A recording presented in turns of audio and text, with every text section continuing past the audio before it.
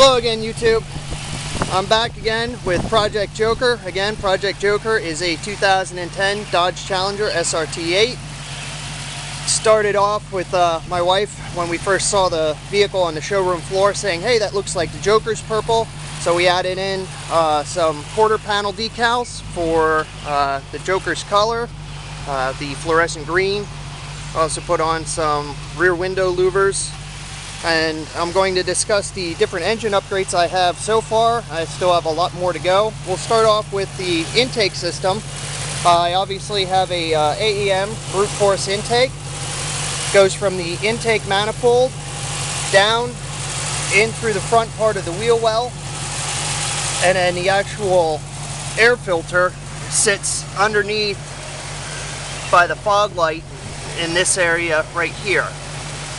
Helps move it away from the heat of the engine so you get a more dense air charge when it goes into the engine. Also, as part of the intake system, I installed a throttle body spacer. It's supposed to put more spin on the air to allow a quicker intake and a higher air density charge. I don't know if it actually works. I mainly used it for the next upgrade I'll talk about, which is the JEGS nitrous oxide. The JEGS nitrous oxide, as you can see, I have wired in, and with the little glowing green light you can see that it is functioning and it is working. The JEGS nitrous oxide follows tubes, one for fuel, one for air, which comes in and goes into a port that I have on the side of the cold air intake. Once that sprays, it goes into the throttle body and then hits the throttle body spacer, and that spin at the throttle body spacer helps mix the nitrous fuel mixture. The fuel portion comes off of the fuel rail itself and has a separate portion attached therein. I also have a 180-degree thermostat to help the engine keep running cooler. That's under this portion right here. And then I obviously did a chrome engine dress-up kit. I also have a Predator power programmer, and I have a very aggressive timing set for the ignition, which if I'm going to use nitrous oxide, I obviously have to take it down. Right here in the back, I cut away part of the emergency repair kit, but was still able to keep all the main components inside of there. The nitrous oxide is connected, drilled through the floor panel, and then sealed with RTV.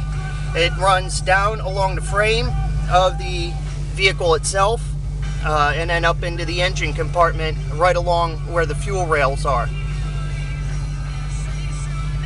As previously discussed, I have Mopar exhaust tips and a JEGS catback exhaust system. I do plan on doing additional upgrades to the exhaust system to include a performance catalytic converter kit and long tube headers.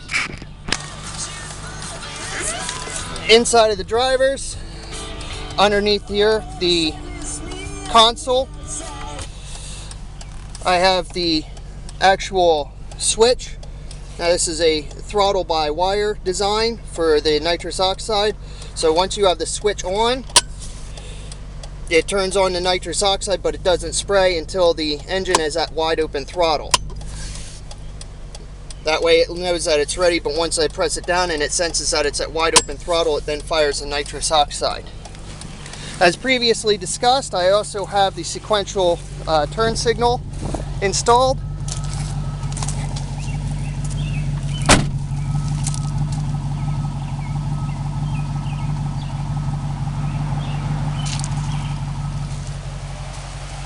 And these are the current upgrades that I have. Plan on doing quite a few more. Please like and subscribe my video if you would like to see some additional videos. Thank you for your time.